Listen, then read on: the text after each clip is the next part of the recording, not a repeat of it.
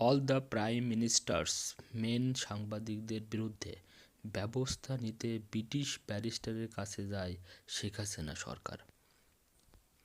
আল জাজিরার all the prime ministers main নামে আলোচিত প্রামাণ্য চিত্রটি সম্প্রচারের পর সাংবাদিকদের বিরুদ্ধে ব্যবস্থা নিতে যুক্তরাজ্যের খ্যাতনামা একজন ব্যারিস্টারের কাছে গিয়েছিল ক্ষমতাচ্যুত প্রধানমন্ত্রী শেখ হাসিনা সরকার।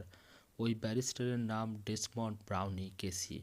কাতারভিত্তিক সংবাদ মাধ্যম আল জাজিরায় প্রকাশিত একটি প্রতিবেদনের পরিপ্রেক্ষিতে তার সঙ্গে যোগাযোগ করেছিল বাংলাদেশের তৎকালীন সরকার।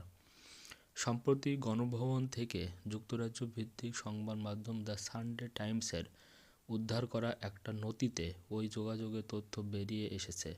গণভবনে শেখ হাসিনার শোবার ঘর জীর্ণশীর্ণ দশায় ছিল নথিটি।